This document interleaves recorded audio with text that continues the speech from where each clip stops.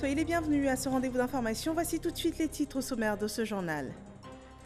La conférence du G20 Compact with Africa s'est tenue hier à Berlin en Allemagne.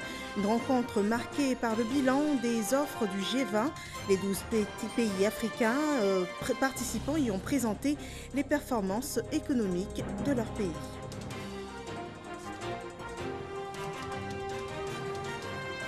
Et le monde commémore ce 20 novembre la Journée internationale des droits de l'enfant. Cette année est marquée par la célébration du 30e anniversaire de la Convention internationale des droits de l'enfant. C'est une occasion pour évaluer l'application de ces droits et sachant qu'à ce jour, 193 pays l'ont ratifié.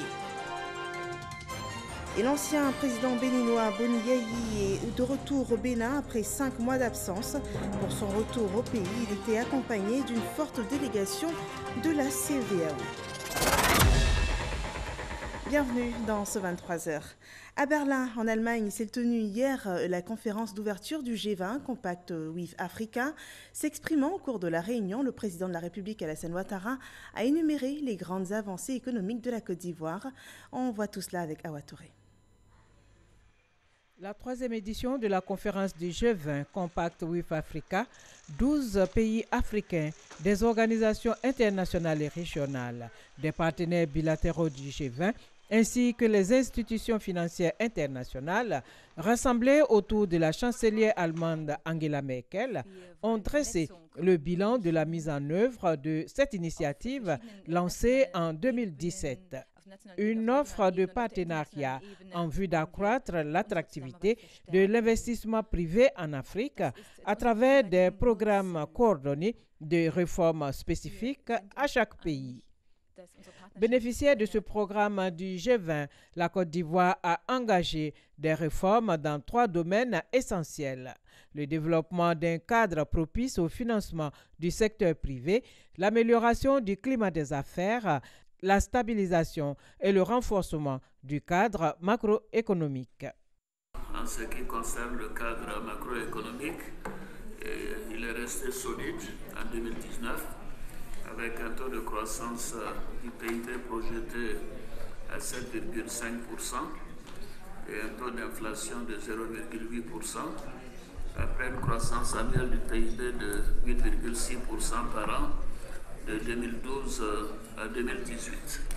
Nous avons réussi à maintenir le déficit budgétaire dans des normes habituelles de 3%. En ce qui concerne le climat des affaires, il y a eu une constante amélioration grâce aux réformes de seconde génération, portant notamment sur la dématérialisation des procédures et des actes administratifs. De 2012 à ce jour, la Côte d'Ivoire a gagné 67 places au classement Doing Business de la Banque mondiale.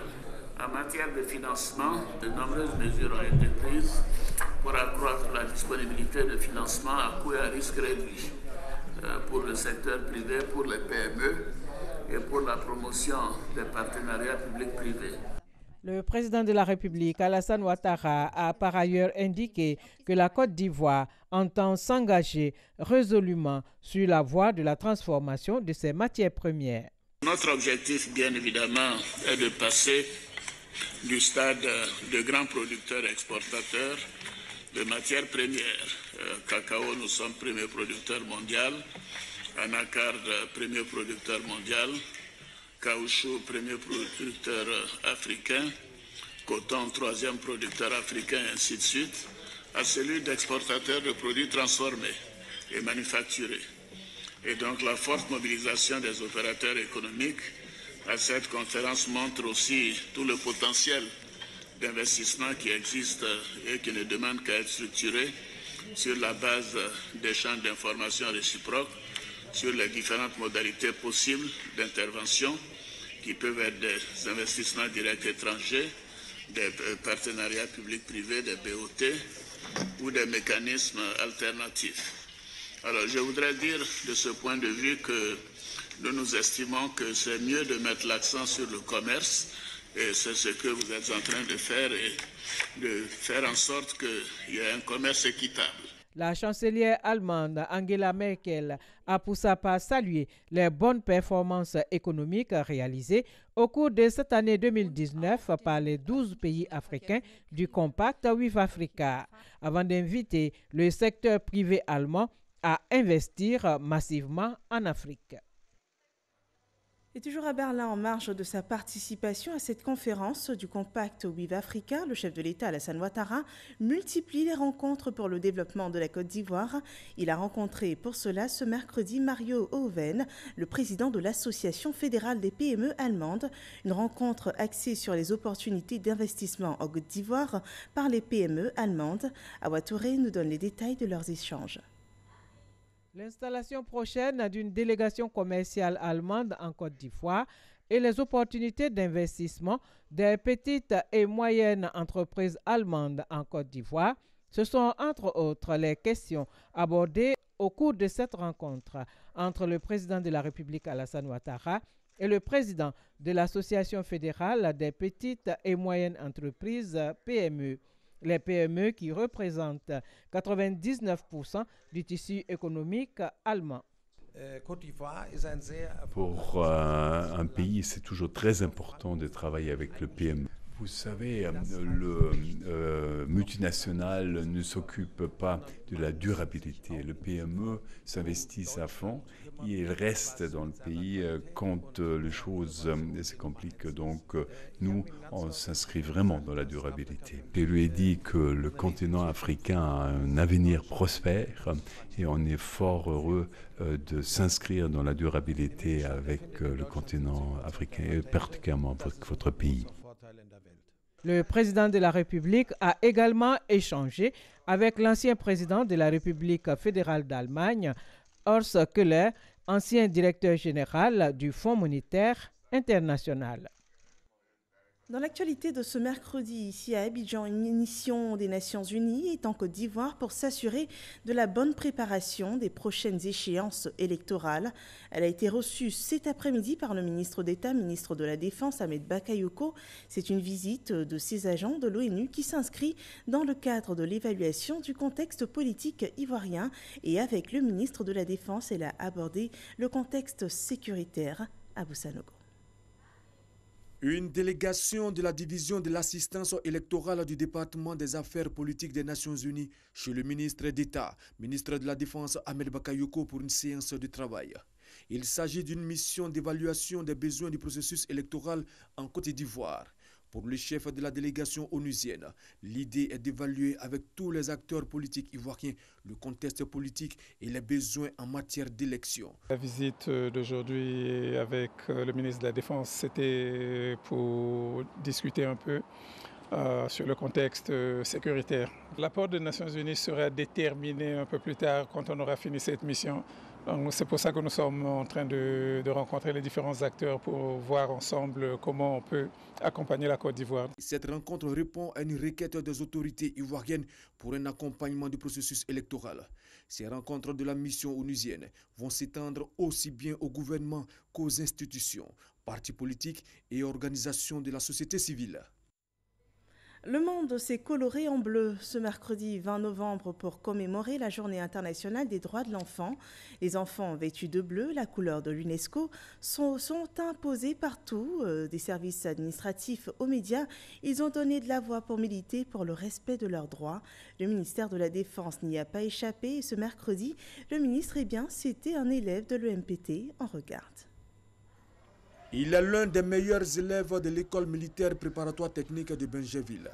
L'enfant de troupe, Sanogo Mohamed Al-Mustafa, s'apprête à réaliser un rêve. Passer une journée en compagnie du ministre d'État, ministre de la Défense Ahmed Bakayoko. Je me sens très heureux parce que d'habitude je ne le vois que dans certaines émissions, mais cette fois je vais pouvoir le rencontrer et même peut-être converser avec lui. La journée commence au domicile du ministre d'État Ahmed Bakayoko, où Sanogo Mohamed Al-Mustafa sera reçu en présence d'une délégation de l'UNICEF. Un grand moment pour l'enfant de troupe. C'est tout heureux qu'il va l'accompagner au Radisson Blu pour l'ouverture des travaux de l'APORA, l'Alliance des partenaires africains, dans la riposte aux épidémies, en présence de l'ambassadeur des États-Unis et des délégués venus de 27 pays africains.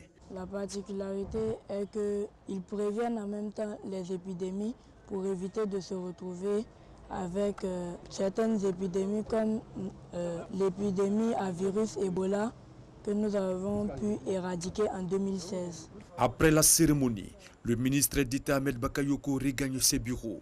Il est accueilli par l'enfant de troupe âgé de 12 ans qui va s'essayer aux responsabilités de ministre. Absolument essentiel dans la gestion d'une armée.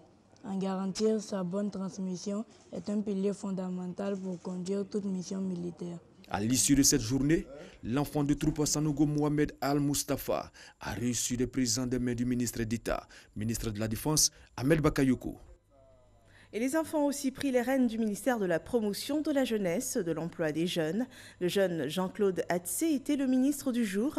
Comment s'est passée cette journée? La réponse en images avec Astou Touré. Un visiteur peu ordinaire dans les locaux du ministère de la Promotion de la Jeunesse et de l'Emploi des Jeunes. Pour cette journée consacrée à l'enfance, le petit Atsé a troqué son statut d'élève contre celui de ministre pour la circonstance. Présent ce matin en réunion de coordination du cabinet, il a pu échanger avec ses collaborateurs. Merci, monsieur le ministre. Bonjour. Bonjour, monsieur le ministre. Bonjour. Qu'est-ce que vous êtes en train de faire? Moi je suis la directrice de cabinet. Jean-Claude Atsé a pu visiter également les différents bureaux de ce ministère. C'était en présence de son homologue Mamadou Touré, transformé en guide. L'élève en classe de 6e caresse déjà l'ambition d'exercer cette fonction plus tard. Aujourd'hui, je vais diriger ce ministère. J'ai vu que les employés travaillent bien et puis ils sont excellents. C'est une joie pour moi d'être dans le fauteuil du ministre. Et tout ce métier est très intéressant. Pour le ministre Mamadou Touré, la Journée mondiale de l'enfance est l'occasion de cultiver en eux l'amour du travail bien fait et l'excellence.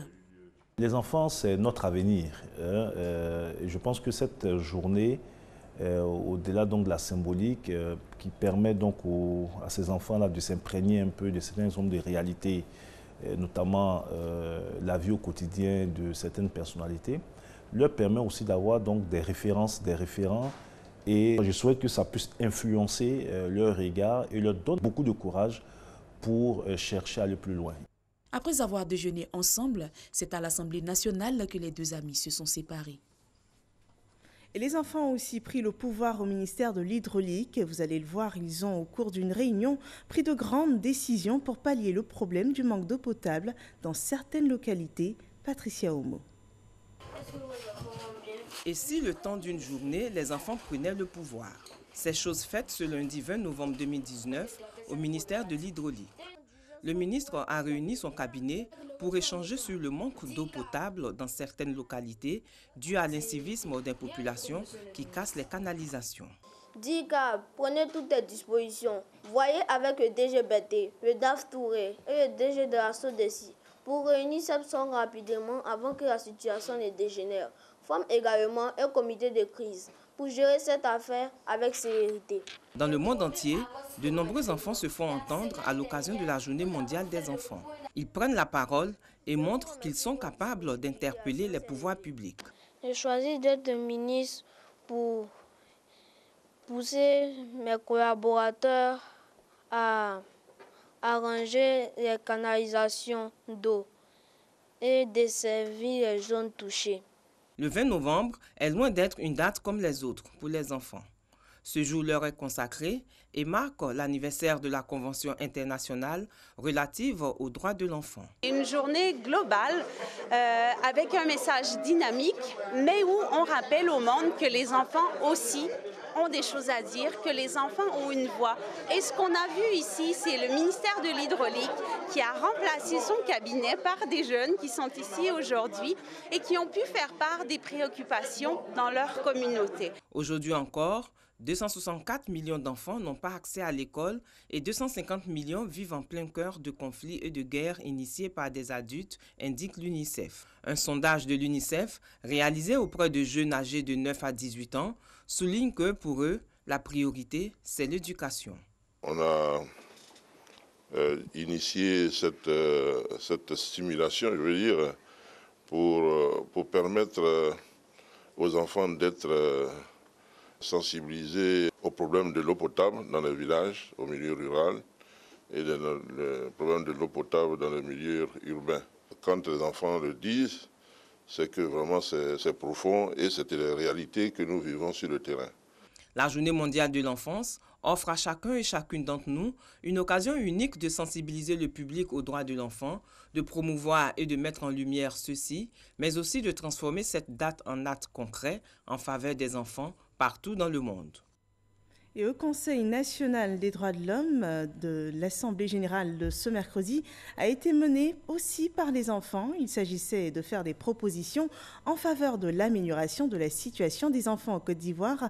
Et oui, qui mieux que les enfants pour parler du droit des enfants? On en parle avec Sephora Zegui.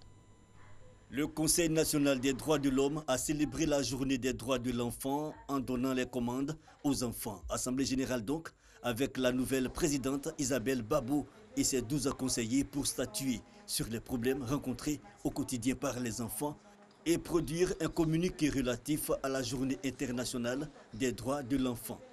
Après cette séance de travail, la présidente reçoit en audience l'ambassadeur d'Israël en Côte d'Ivoire. Avec lui, elle échange pendant 1 heure sur la situation des enfants avant de lui demander son appui pour la réalisation du projet pour les enfants de Côte d'Ivoire. Après l'Assemblée générale, j'ai reçu l'ambassadeur d'Israël en Côte d'Ivoire. Je lui ai présenté le Conseil national des droits de l'homme et j'ai fait le point sur la situation des droits de l'homme. Nous comptons sur lui pour nous appuyer sur nos activités. La présidente, mais aussi ses collaborateurs qui se prêtent avec plaisir à l'exercice de Kouaï Paté, le diplomate israélien. C'est très impressionnant pour moi de voir une jeune personne diriger le Conseil et surtout ça va renforcer les liens entre les deux pays dans le sens où en Israël, les jeunes personnes aussi sont en charge des activités de leadership. Et aujourd'hui même, les enfants en Israël, pour la Journée internationale des droits de l'enfant, ont créé le 3e satellite nano pour la science et la technologie. Ce 20 novembre 2019, une vague bleue a déferlé sur le monde. Les enfants se sont exprimés à travers la peinture, le dessin et la chanson pour dire au monde entier qu'ils ont des droits et que ceux-ci doivent être respectés. Je veux dire aux parents de ne plus maltraiter les enfants, de les éduquer. Nous, les enfants, on a besoin d'éducation, de santé, de protection pour notre bien-être et réussir dans la vie. Je veux que nous, les enfants, nous soyons respectés, nous soyons considérés et que nous allions à l'école pour devenir un cadre de demain dans le pays. Pendant cette journée, les enfants prennent le pouvoir dans le monde des affaires, les médias, le football, le divertissement et même au gouvernement pour faire entendre leurs droits. Et pour garder le même ton à l'initiative du ministère de la Communication et des Médias, avec la collaboration de l'UNICEF, la RTI a ouvert ses antennes à 2 jeunes reporters. Leurs noms, Jessica Niamien et Jean-Christ Bini, ils étaient sur le plateau du JT de 13h, revoyant ensemble leur intervention. Nous connaissons nos droits, nous savons que nous avons droit à l'éducation, nous avons droit à l'épanouissement, nous avons droit à la liberté d'expression. Nous avons le respect des parents. Le parent aussi doit faire de sorte que l'enfant puisse aller à l'école. La place de l'enfant, ce n'est pas dans la cacaoculture. L'enfant peut aider ses parents à la maison, mais il y a des travaux qui s'avèrent très difficiles pour l'enfant. Donc il faut éviter d'associer les enfants à cela. Et concernant le phénomène des enfants microbes, voilà, il faut que les parents suivent de près leurs enfants. Nous voulons aussi que la RTI continue à valoriser les droits des enfants au travers de leur production et de continuer aussi à donner la parole à nous les enfants parce qu'on aimerait avoir notre émission sur la RTI, une émission produite par nous-mêmes et pour nous-mêmes. Et concernant le message que je peux lancer, surtout aux parents, vous avez eu la chance de grandir tout simplement parce que vos droits à la santé, à l'éducation, à l'épanouissement ont été respectés. Alors donnons-nous aussi la chance de pouvoir connaître le monde de demain. Voilà des enfants très charismatiques qui portent le fardeau du respect des droits des enfants. Le 6e Forum international de Dakar sur la paix et la sécurité en Afrique a ouvert ses portes le 18 novembre dernier au Sénégal autour du thème « Paix et sécurité en Afrique, les défis actuels du multilatéralisme ». Il a été une occasion pour les participants de plancher sur le terrorisme rampant dans le Sahel et notamment dans le nord du Mali et du Burkina Faso où les populations civiles et les forces de défense et de sécurité sont les principales cibles.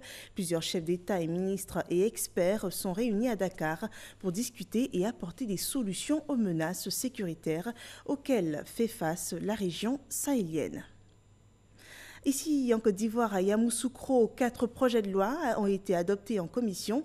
Des textes défendus par le garde des Sceaux, ministre de la Justice, et le ministre de la Poste et de l'Économie numérique.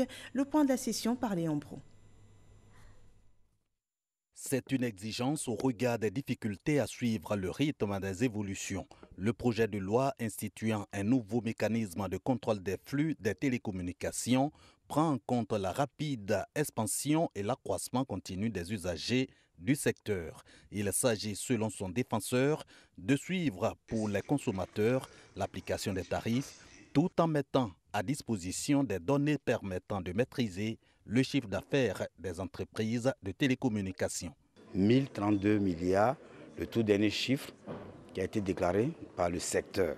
On ne dit pas qu'on doute, mais le benchmark qui a été fait à travers tous les pays africains dans le secteur montre que lorsqu'il y a eu des systèmes de contrôle des flux qui ont été installés, les recettes fiscales se sont accrues à hauteur de 10 à 20%.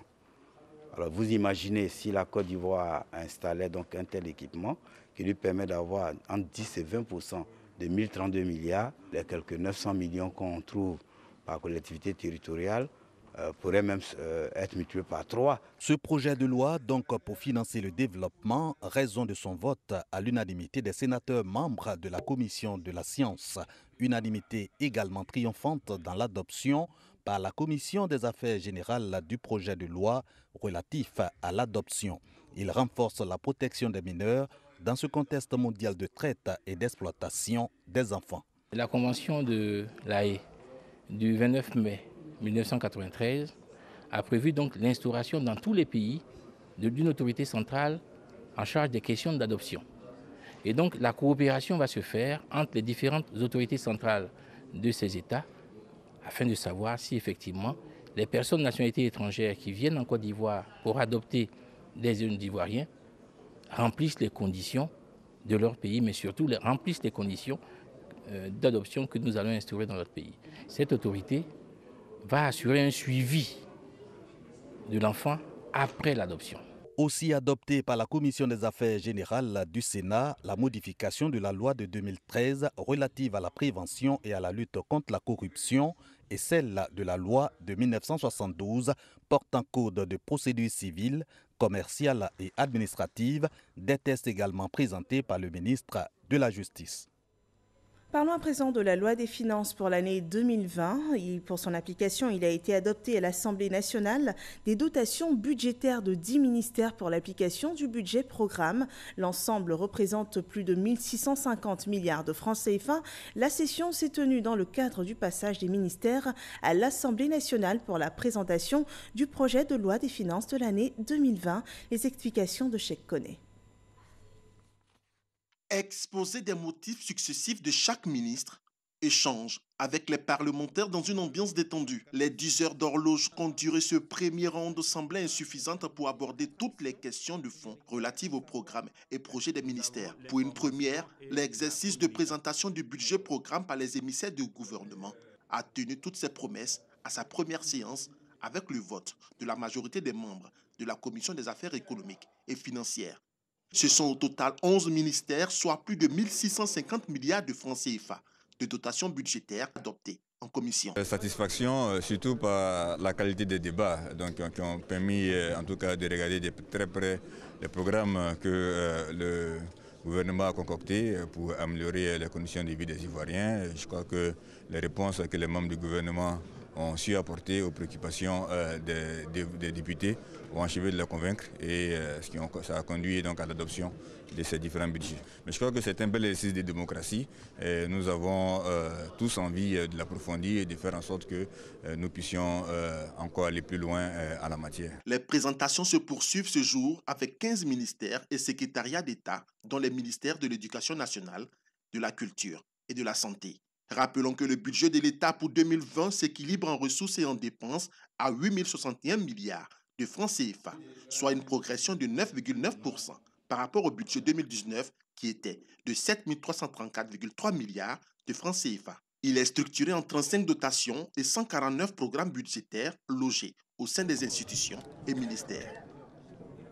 À présent, cette communication du ministère des Mines et de la Géologie, le ministre des Mines et de la Géologie porte à la connaissance de l'opinion nationale que la cérémonie de lancement de la première édition du Salon international des mines et des carrières de la République de Côte d'Ivoire, initialement prévue le jeudi 21 novembre 2019 à 17h à la salle Chandelier du Sofitel Hôtel Ivoire d'Abidjan, est reportée à une date ultérieure.